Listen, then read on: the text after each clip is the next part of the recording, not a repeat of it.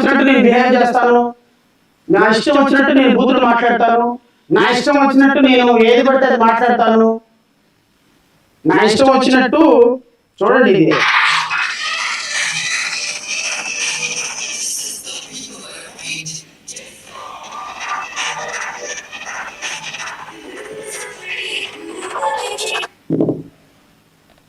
ఒక deputy speaker ఈ విధంగా ప్రమోషనల్ సాంగ్స్ వేయచ్చండి. ఒక డిప్యూటీ స్పీకర్ ఈ విధంగా ప్రతిపక్షాల గురించి మాట్లాడచ్చండి. ఒక డిప్యూటీ స్పీకర్ ఈ విధంగా పొలిటికల్ స్పీచెస్ వచ్చి ఆ నా కొడుకు ఈ నా కొడుకు అని మాట్లాడచ్చండి. ఒక డిప్యూటీ స్పీకర్ వచ్చి బహు నా కొడుకులు ఆ నా కొడుకులు ఈ నా కొడుకులు అని ఒక జర్నలిస్టులను పట్టుకుని తిట్టచ్చండి. ఒక డిప్యూటీ స్పీకర్ ఈ విధంగా ప్రజాస్వామ్య వ్యవస్థలను పట్టుకొని ఇష్టం వచ్చినట్టు మాట్లాడితే, వాళ్ళు పడితే వాళ్ళు ఇష్టం వచ్చినట్టు మాట్లాడితే, మా దగ్గర డబ్బులు ఉన్నాయి, మా దగ్గర అధికారం ఉంది, మా దగ్గర ప్రజలు ఇచ్చిన అధికారం ఎమ్మెల్యే ఉంది, నా ఆయనకు ముఖ్యమంత్రి ఉన్నాడు, నా ఆయనకు ఉప ముఖ్యమంత్రి ఉన్నాడు, నా ఆయనకు రాజ్యాంగ వ్యవస్థ ఉంది, అవసరమైతే దేనిని కొనేస్తాననుకుంటే ప్రశ్నించేవాళ్ళు ఉండకూడదు సార్. నేను మీ ద్వారా రాష్ట్ర ప్రజలను అడుగుతున్నా, ఇలాంటి వ్యక్తులున్నా మీరు ఎన్నుకుంది, ఇలాంటి వ్యక్తులున్నా భీమవరం వీటికి సాంగ్లు వేసి సినిమా ప్రమోషన్కి వెళ్ళే ప్రజల బాధల్ని అక్కడ వదిలేసి ఉండి గ్రామం కాన్స్టిట్యున్సీలో ప్రజల సమస్యని ఒక సమస్యను పట్టించుకోకుండా అక్కడ చర్చలు ఎవరైతే చర్చ కడతారో వణికిపోతున్నారు. చర్చలు కట్టడానికి రఘురామకృష్ణరాజు గారి కాన్స్టిట్యున్సీ చర్చలు కట్టడానికి వణికిపోతున్నారు. ఏమంటే మీకు వేసిన 70-80 వేల ఓట్లు మీకు అక్కడ కాన్స్టిట్యున్సీలో ఎస్సీ ఎస్టీలు ఉన్నారు, క్రిస్టియన్స్ ఉన్నారు, మీకు ఓట్లు వేసి ఆ ప్రజలు ఓట్లు లేకపోతే మీరు ఎలా సార్ ఎమ్మెల్యే అయ్యారు? ఈ రోజు ఒక వర్గాన్ని టార్గెట్ చేసి ఒక వర్గం మీద కంప్లైంట్లు పెట్టి ఒక వర్గం మొత్తం చర్చలన్నీ పడగొడుతుంటే, ఒక వర్గానికి సంబంధించిన వ్యక్తుల మనోభావాలు దెబ్బతీస్తుంటే, మీరు రేపొద్దున అక్కడ ప్రజాప్రతినిధిగా ఒక ఎమ్మెల్యేగా ఎలా ఉండగలుగుతారు? ఆ కాన్స్టిట్యున్సీలో ఉన్నటువంటి 1,00,000 మంది క్రిస్టియన్స్, ఎస్సీలు, ఎస్టీల పరిస్థితి ఏంటి అంటే, వాళ్ళు మీరు ఎమ్మెల్యే కాబట్టి, డిప్యూటీ స్పీకర్ కాబట్టి, మీరు ఏం చేసినా కూడా రాష్ట్ర ప్రజలు, ఆ కాన్స్టిట్యున్సీ ప్రజలు మాట్లాడాలనేటువంటి ఒక అహంభావం నేను మీ ద్వారా ఆ కాన్స్టిట్యున్సీల ప్రజలకి పిలుపునిస్తున్నా. ఇలాంటి వ్యక్తులు మీరు ఎన్నుకున్న కారణంగా, ఈరోజు ఇలాంటి వ్యక్తులు ఎన్నుకున్న కారణంగా మీకు ఈ రోజు జరుగుతున్నటువంటి అన్యాయం మీద మాట్లాడటానికి రాష్ట్ర ప్రభుత్వం ఏ ఒక్కరు ముందుకు రావట్లా. ఒక డిప్యూటీ స్పీకర్ కాదని ఒక ఎస్ఐ సిఐ మీ మీద కేసు కట్టగలుగుతాడా? ఒక డిప్యూటీ స్పీకర్ కాదని ఒక మీ మీద ఒక ఈ విధంగా జరుగుతుంటే రేపొద్దున మీ చర్చలని కొనసాగించడానికి ఎవరైనా వస్తారా? అంటే ఒక క్రిస్టియన్లు ఒక చర్చికి వెళ్తే మళ్ళీ నా యొక్క పోరాటం ఎస్సీల మీద కాదంట, చర్చికి వెళ్ళే ఎస్సీల మీదంట. అరే నువ్వెవరు అయ్యా? నాకు అర్థం కాదు. Constitution is comedy. Yes, conversion అయ్యారా ఎవరైనా? కన్వర్షన్ అయితే బాప్టిజం చూపించి రికార్డ్ చూపించేసి then respect to authorities will deal the issue. Who are you? Conversion కాకుండా నేను చర్చికి వెళ్తా, మసీద్కి వెళ్తా, రామాలయం వెళ్తా. Who are you?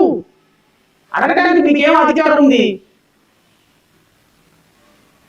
మాక్సిమం ఉంటే ఒక 1000-2000 మంది ఉంటారు సార్. వాళ్ళ మీద ఎందుకు నాకు అర్థం కాలేదు. రాష్ట్రంలో సమస్య లేవా? రాష్ట్రంలో జనవరి 1కి మీ బాస్ క్యాలెండర్ ఇస్తానన్నాడు. జనవరి 1కి క్యాలెండర్ అయితే నాకు మీ బాస్ వెళ్ళి అరే రాష్ట్రంలో ఇన్ని సమస్యలు పెట్టుకోని మీకేదో టైం పాస్ కాదు, మీకు ఆ టైం పాస్ కాని ఉద్యోగం అనుకుంటా డిప్యూటీ స్పీకర్ వదిలేసి మినిస్టర్ అడగమనండి. కట్టు మీ దగ్గర డబ్బులు ఉన్నాయి కదా, 100 కోట్లు కట్టి చంద్రబాబు నాయుడుకి, నారా లోకేష్కి మినిస్టర్ పదవి ఇచ్చేస్తారు. అది వదిలేసేసి రాష్ట్రంలో సమస్యలన్నీ వదిలేసేసి భీమవరం బీట్ అని సాంగ్ చేసుకుంటా తిరుగుతా ఉంటే, ఈ విధంగా ఫోక్ డాన్స్ చేసుకుంటారో, ఫ్యాన్సీ డ్రెస్ చేసుకుంటారో, డ్రెస్ కాంపిటీషన్ లో పాల్గొంటే మీరు ఏం ఎమ్మెల్యే, ఏం డిప్యూటీ స్పీకర్? ఈ రాష్ట్రంలో డిప్యూటీ స్పీకర్ ఉండాల్సిన హోదా ఎలా ఉంటుంది?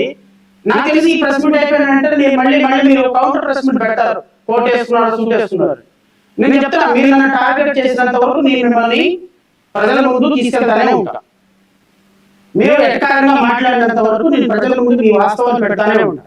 మీ ప్రభుత్వం చేసిన తప్పులు, మీరు చేస్తున్న తప్పులు, మీరు మీ ఐడియాలజీ, మీరు టార్గెట్ ఎవరెవరు టార్గెట్ చేయాలనుకున్నారో అంతా మీ ముందు పెట్టు. ఇప్పుడు మేము మా పార్టీ తరఫున ఈరోజు గౌరవ ఆనరబుల్ స్పీకర్కి, ఆనరబుల్ గవర్నర్ గారికి ఒక లెటర్ రాసి ఏమని అంటే, ఈ విధంగా రఘురామకృష్ణరాజు అనేటువంటి వ్యక్తి నాకు తెలిసి ఒక 60 నుంచి 70 YouTube links along with the material. We made a complaint to Honorable His Excellency, Her Excellency President of India.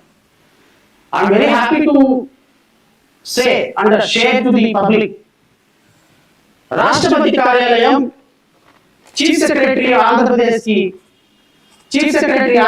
కి రాష్ట్రపతి కార్యాలయం పంపించింది ఈ లెటర్ పంపించి ఈ లెటర్లో రాష్ట్రపతి కార్యాలయం చెప్పింది ఏంటి అంటే చీఫ్ సెక్రటరీని ఇమీడియట్ గా ఎంక్వైరీ చేసి దీని మీద ఇచ్చినటువంటి రిపోర్ట్ మీద యాక్షన్ తీసుకోమని చెప్పేసి చీఫ్ సెక్రటరీ కార్యాలయానికి నిన్న రాష్ట్రపతి ఉత్తర్వులు ఇచ్చారు. సో ఈ రాష్ట్రపతి ఉత్తర్వులు నేను మీకు ఎందుకు చూపిస్తున్నానంటే భారతదేశ అత్యున్నతమైనటువంటి పదవి ఉన్న ఒకే ఒక వ్యక్తి రాష్ట్రపతి. ఈరోజు ఒక స్పీకర్ పదవికి ఉన్నటువంటి ఔన్నత్యాన్ని తీసివేసి ఈ ఔన్నత్యాన్ని స్పీకర్ పదవికి ఉన్నటువంటి ఔన్నత్యాన్ని కాదని ఈ విధంగా ఒక స్ట్రీట్ లీడర్ లాగా ఒక రాజ్యాంగ పదవికి ఉన్నటువంటి ఔన్నత్యాన్ని తీసివేసేటువంటి విధానంలో గౌరవ డిప్యూటీ స్పీకర్ గారు గౌరవ స్పీకర్ గారు కూడా నేను అయ్యన్న పాత్రుడు గారు చెప్తున్నా, అయ్యన్న పాత్రుడు గారు మీరు కూడా కొంత రిస్ట్రైంట్ గా ఉండాల్సినటువంటి ఆవశ్యకత ఉంది. పొలిటికల్ డిబేట్ లో పొలిటికల్ స్పీచెస్ మాట్లాడటం అనేది కరెక్ట్ కాదు. ఖచ్చితంగా నేనైతే చెప్తున్నాను, we are going to approach the high court and supreme court. ఖచ్చితంగా we are going to set a precedent. Raghurama Krishna Raju గారికి థ్యాంక్స్ చెప్పాలి. ఎందుకంటే భారతదేశంలో ఇప్పుడు దాకా స్పీకర్ డిప్యూటీ స్పీకర్ ఎలా ఉండాలి అనే దానికి ఒక చట్టం లేదు. వాళ్ళు ఎట్లయినా ఉండొచ్చు, కానీ కొన్ని ప్రెసిడెంట్స్ ఏమంటే ప్రెసిడెంట్స్ అంటే న్యూట్రల్ గా ఉండాలి, స్పీకర్ అనేవాడు ఒక పార్టీకి సపోర్ట్ చేయకూడదు అని. మీ పుణ్యమాని నేను లెజిస్లేటివ్ అసెంబ్లీకి ఒక ఆర్టీఐ వేశాను, రైట్ టు ఇన్ఫర్మేషన్ కింద. ఈ రైట్ టు ఇన్ఫర్మేషన్ కింద వేసినటువంటి ఆర్టీఐలో నాకు వచ్చిన ఇన్ఫర్మేషన్ ఏంటంటే the secretariat has not received any communication from honorable speaker and honorable deputy speaker regarding resignation from the membership of their respective political parties. Raghurama Krishna Raju గారు ఇప్పటికీ Telugu Desam party మెంబరే, అంటే స్పీకర్ అయ్యన్న పాత్రుడు గారు కూడా ఈ రోజు వరకు తెలుగుదేశం పార్టీ మెంబరే. నేను ఒకటి అడుగుతున్నా, మీరు తెలుగుదేశం పార్టీ మెంబర్షిప్ కి రిజిగ్నేషన్ చేశారో లేదో నాకు తెలియదు. As per speaker assembly records ప్రకారం అయితే నాకు ఇచ్చినటువంటి అసెంబ్లీ రికార్డ్స్ ఇది ఇచ్చింది public information officer and deputy secretary under right to information AP legislative secretariat dated 22/12/2025. గత వారం నాకు వచ్చినటువంటి ఇన్ఫర్మేషన్ సెక్రటేరియట్ రికార్డ్స్ ప్రకారం బహుశా మీరు తెలుగుదేశం పార్టీ కార్యాలయంలో సబ్మిట్ చేసుకుంటారో నాకైతే తెలియదు.